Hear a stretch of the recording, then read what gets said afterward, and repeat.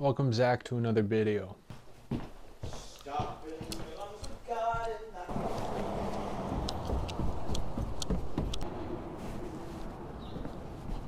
Alright, hello, welcome back to another video. Today's segment is called Walking Around the City and Trying to Avoid People because I am carrying a 5-foot long pole and a camera. I'm fucking embarrassed to be outside. Let me just use this window here to give you a view of what I look like. I don't like being observed, I say as I post videos onto the YouTube. I'm eating gum, is that annoying? Someone's coming straight at me, so I am gonna have to jaywalk here.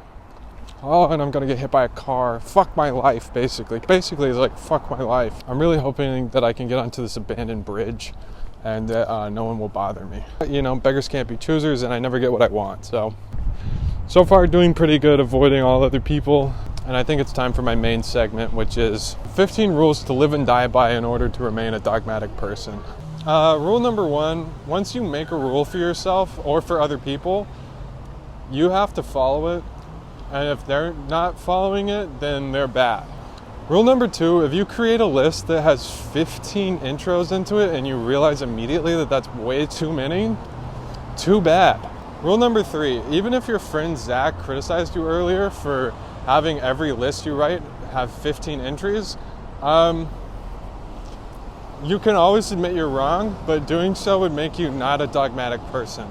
Now, the definition of dogma is just like a moral code, I think, or maybe I'm ignorant. It's fucking heavy. This is leverage makes this camera way heavier than it has to be. And part of me regrets going outside today. Oh no, there's a basketballer up ahead. I'm not going to be able to avoid him. I am, however, going to stop talking. Basketball is a sport that I only very recently gained an appreciation for because I'd never played it with anyone besides my 13-year-old brother. I at the time was 15, he was 13, and he beat me no matter what.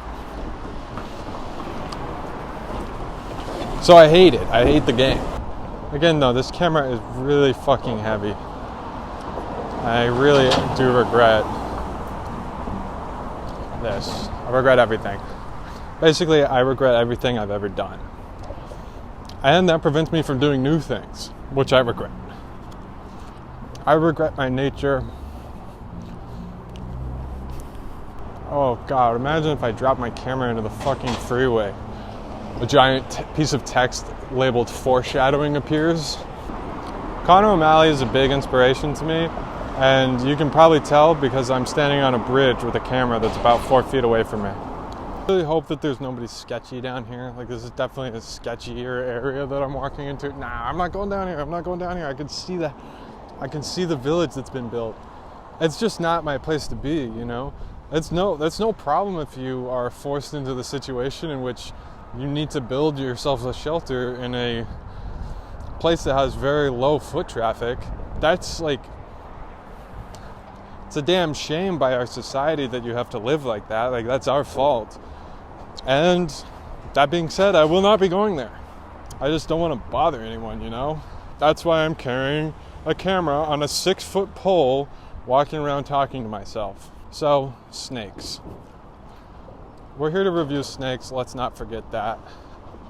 See, the beautiful thing about living in San Francisco is if you look a little crazy and a little unhinged like myself, people actually actively avoid looking at you. It's like I'm invisible. And for me, that's kind of perfect because I don't want to be seen fucking doing this. And what I'm doing, just so we're clear, is walking around with a 6-foot pole talking to myself and getting no further than making that statement over and over again. Don't get it twisted. Please stop twisting it. It's honestly frustrating how twisted things have become. So, snakes. Let's talk about it. How do they move like that? I'm not a physicist and I have no desire to be. So, as it turns out, they just are doing the worm, side to side, the worm. The worm story. Do you love me if I was a worm? Probably not. I don't love me and I'm not a worm now. But I'm working on it. It's interesting too, like, whose vision bothers me. Like, I'm walking next to extreme traffic and all these cars can see me. Do I care that cars can see me? No, not at all. Oh God, I just got washed the fuck out. Made it to the gas station. Check it out, everyone. This is the gas station. See, you see a guy walking around with a camera and you think he's a fucking idiot, which is fair. And maybe I'm projecting. You see a car walking around with a big camera on it, you think that's awesome, that's the Google car. I wish I was in it. I wish I could see what it could see. It doesn't know what Google Street View is. I'm really afraid that this Prius next to me is my girlfriend's roommate, so I'm turning. Do a little behind the shoulder action. I hope it looks cool. See, right now I'm walking kind of like one of those guys from the cartoons with a bindle. I'm literally walking with a fucking bindle right now. Maybe it's best if I don't talk. I could be voicing anything over right now. You wouldn't know. I think people are really sensitive towards pointing a camera at them. But if they see someone pointing a camera at themselves, they immediately just write them off and ignore them completely.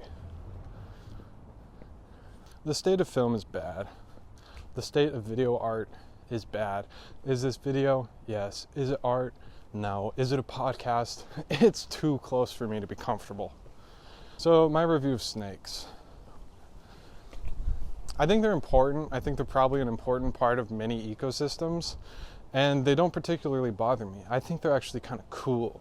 See, there's two kinds of camps of people when it comes to snakes. There's people who are like, oh, they're scary, they scare me, they move unnaturally, which is true. They do move unnaturally. They move in a way that I don't understand because I'm not a physicist. Do I want to be a physicist? Also, no.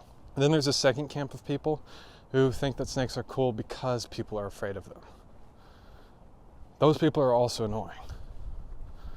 Then there's people who think snakes are cool just because they think snakes are cool. That's probably the coolest group that you can be in, and it's one that I find myself belonging to.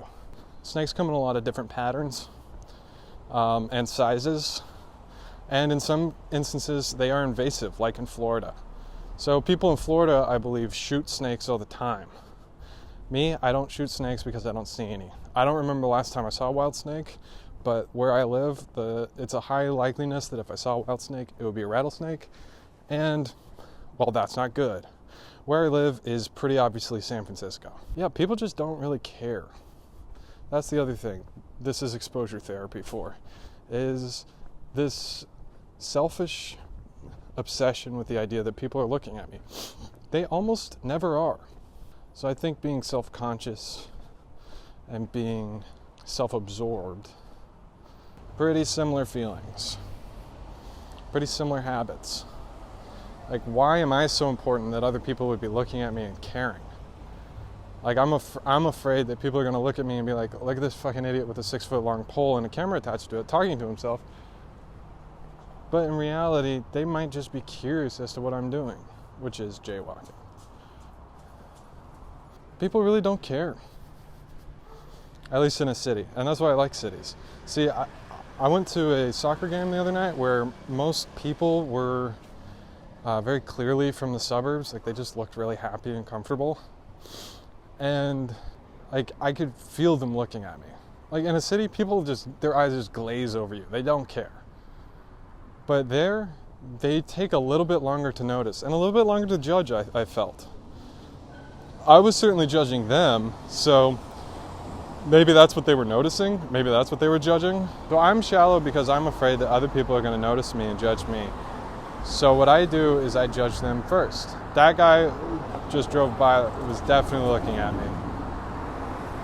But he'll never see me again, so what does it really matter? The only people who I'm really worried about are the people who are going to see me every day. And I think that's probably the only people you should ever worry about, are the people who see you every day. Because they're going to see you in a lot of different facets of your personality. This is just embarrassment exposure therapy and a quick review of snakes. My roommate's sister, who I actually knew before I knew my roommate, has a snake whose name is Max. This was a fact that was told to me once, multiple years ago at a party, and I never forgot.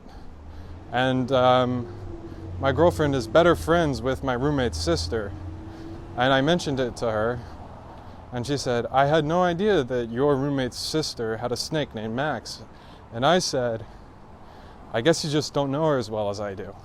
Which isn't true. I was lying.